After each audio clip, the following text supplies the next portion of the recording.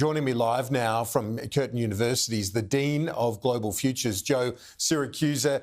Thanks for your time as always. This moment in US history, does it prove to be one where people come back from the edge of the abyss and the division, or does the division get worse ahead of the presidential election? Well, I'm afraid it's going to get worse. But look, violence is as American as apple pie, okay? Last weekend, 106 Chicagoans were killed, 18 were murdered on a weekend for no particular reason. We've had 46 presidents, 20 of them have been shot at, 4 or 5 of them have been murdered as part of the deal. And one thing that doesn't come back, Karen, is the president himself. After Ronald Reagan was shot, he was emotionally never the same again. He had no public rallies, and he just was never the same. I'm going to be very interested here to see how President Trump comes back. You know, once you've been shot like this. But look, I have to say, and, you know, I'm 80 years old. I've seen a lot of people shot in my lifetime. I was in this Washington hotel watching the president's address in real time.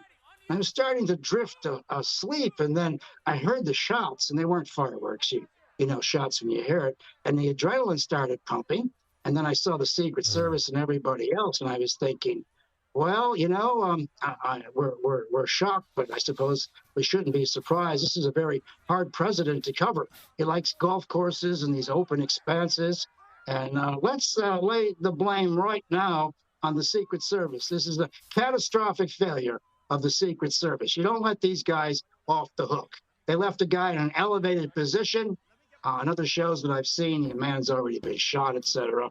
And so that's just unacceptable. So Trump was a sitting duck from there. Now, is it a conspiracy? Is the man who shot him from the left or right? Is he a disgruntled Muslim or Catholic or right-wing, whatever? I mean, we have no idea what his state of mind. And I think of all the people who've shot at presidents in presidential history, they could come from almost anywhere. But look, America is a very violent place. On the other hand, I think this should give Americans pause. You know, Americans have been at fever pitch, left and right, and Biden and this guy and Trump. And so I think this will give Americans pause. I took a walk around Washington after this happened. You know, people were huddled together, left, right, center, you know, but different kinds of people. Yeah. And they were talking very sympathetically about this. These things have an amazing ability to knit people together. And so I'm not as pessimistic. I don't like what Trump's kid said. He said this is an example of the radical left. I mean, when they pull a trigger, it could be anybody on earth pulling the trigger. But I'd like to know if there was a conspiracy here. By that, I'd like to know, did he tell anybody? Did he leave any notes? Were there any clues on the horizon? You know, I'm very curious about how this guy got up on that roof. And of course, he was undetective. And here, this looks like a Hollywood movie.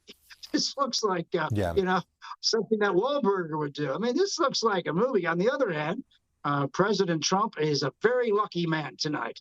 There were 7 shots fired, and he only got winged in the ear. So I think he's a lucky man.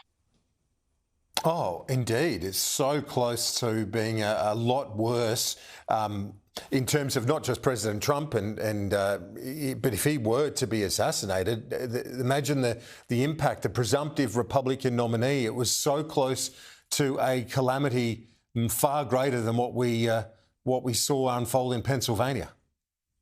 Yeah, and we don't even know who the vice presidential choice is. I mean, and this is actually true. I looked this up a couple of weeks ago. If Trump had been shot, his name would still be on the ticket. So people would be able to vote for a dead man. And of course, after the election, the Democratic Party would replace him with somebody else. So he's on the ticket right up until the end. And so that presumptive nominee is going to, I mean, his vice presidential choice becomes even more important. And I'll tell you one of the things I didn't like about mainstream media here. It took them 2 hours to get the word assassination out of their throats. They could not say Donald Trump. There's an assassination attempt on Donald Trump because they gave him too much cachet, referred to him as former president. They kept saying there was an incident, there was a security incident. And of course, they finally had to say what you had to say when someone tries to shoot a politician or a former president or a prime minister. That is an assassination attempt. Now, look, in many ways, this is going to cement Donald Trump's victory. He's going to get a sympathy vote here.